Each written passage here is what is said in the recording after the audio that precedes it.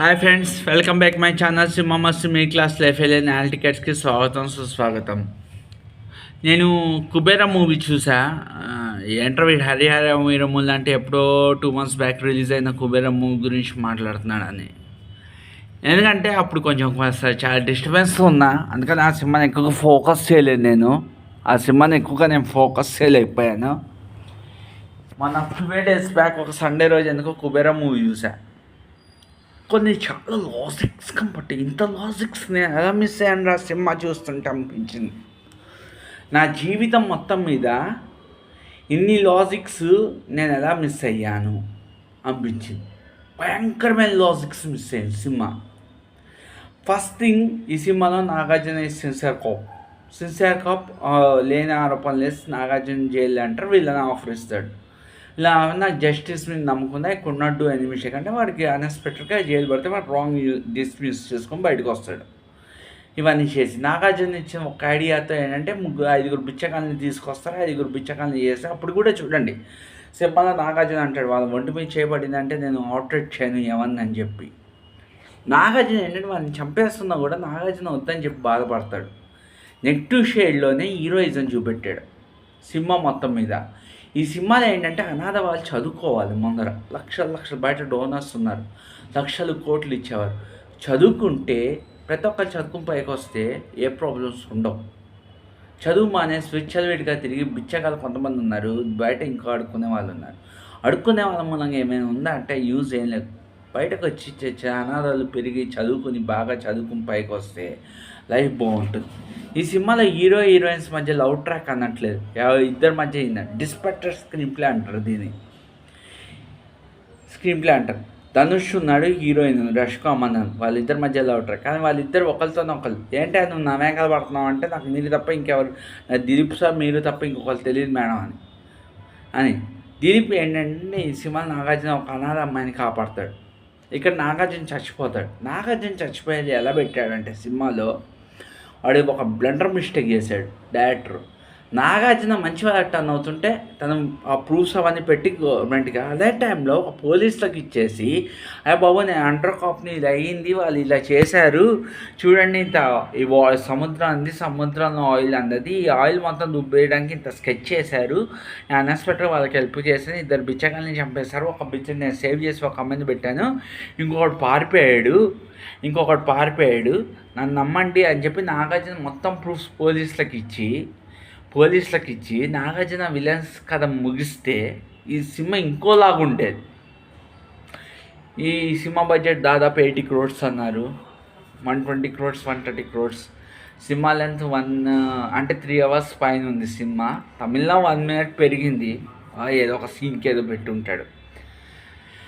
Climax ఎందుకంటే ఈ సినిమాలో హీరో హీరోయిన్స్ మధ్య లవ్ ట్రాక్ కూడా చాలా గమ్మత్తుగా నచ్చింది. అది ఒకటి అబ్జర్వేషన్ చేశాను ఆ సినిమాలో. నేను ఎలా నచ్చిందంటే హీరో హీరోయిన్స్ మధ్య లవ్ ట్రాక్ ఏంటంటే హీరో హాస్పిటల్ అడ్మిట్ అయినప్పుడు డబ్బులు కట్టాలి, డబ్బులు తీస్తే చెల్లని నోట్లు ఇవి కలిపితే మళ్ళీ హీరోయిన్ డబ్బు కడుతుంది, మళ్ళీ హీరోయిన్ తన డ్రెస్ ఇచ్చి హీరోకి ఇస్తుంది, మళ్ళీ హీరో తీసుకెళ్ళి డబ్బుని ఏరియా చూపెట్టి డబ్బు తీసుకోమంటాడు, మేడం మీరు డబ్బు తీసుకోండి మేడం. ఆ పాప కాపాడితే చచ్చిపోయిన పాపని తీసుకెళ్ళి కుబేర వీడం పెడతాడు.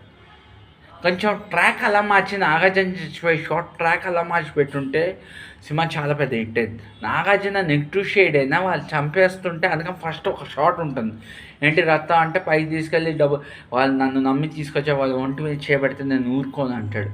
మళ్ళీ నాగార్జున ధనుష్ అంటే నేను నా పేరు దిలీపు నీకు అన్నలు అంటుండే డాక్టర్ దగ్గర తీసుకెళ్ళి నీ చేయి సెట్ చేయిస్తాను అంటాడు నాగార్జున. అందుకని మళ్ళీ కాల్ చేస్తే అరే నీకు ఫోన్ చేయడం కూడా వచ్చా అంటాడు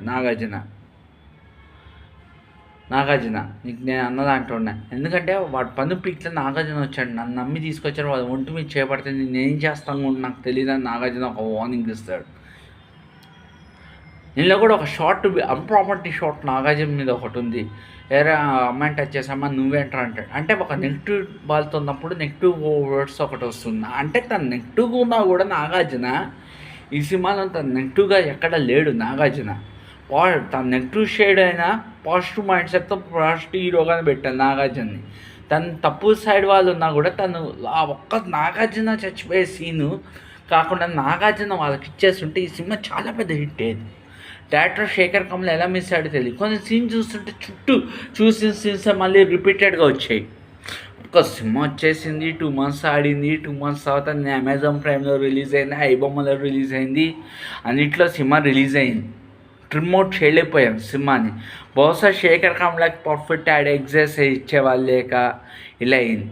అందుకని హీరో హీరోయిన్స్ మధ్య లవ్ ట్రాక్ లేకుండా ఇలా జరిగింది. లాస్ట్లో కుబేరాం పెట్టాడు, ఈ డబ్బు ఈ పిల్లాడిదే అంటే అడుక్కునే పిల్లాడిదే, ఆ పిల్లాడిదే, కానీ డబ్బు నాది కాదు. అద్భుతం. అందులో కూడా ధనుష్కు చూస్తే రాయడం వచ్చు. ధనుష్కి బాగా చదివేవాడు. ఇలా ఒక మంచి సినిమా వచ్చింది సార్, అందరూ ఒక సినిమా చూడండి. నేను ఇంత మించి నేను పబ్లిసిటీ ఆ సినిమాకి నేను ఇవ్వలేకపోతాను. సినిమా వచ్చి ఒకసారి అమెజాన్ ప్రైమ్లో ఈ బొమ్మలో అవైలబుల్గా ఉంది, ఒకసారి చూడండి.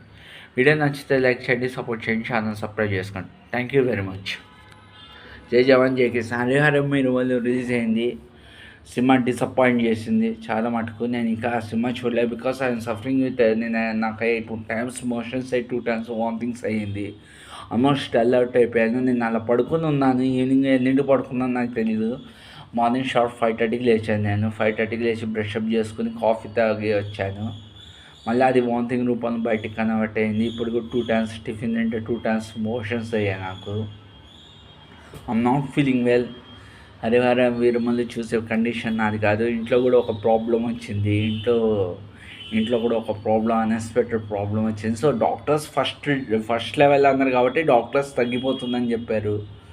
పైన దేవుడికి పూజ చేస్తున్నాడు. మా తమ్ముడు ఫాస్ట్గా రికవర్ కావాలి, ఎందుకంటే వాడు రీసెంట్గా ఇల్లు కొనుక్కున్నాడు. వాళ్ళ వైఫ్ క్యారింగ్ ఒక్కడనే చూసుకోవాలి. నేను అన్ఎక్స్పెక్టెడ్ నేను పడిపోయాను. ఈ రేన్స్ ఎఫెక్ట్గా ఏంటో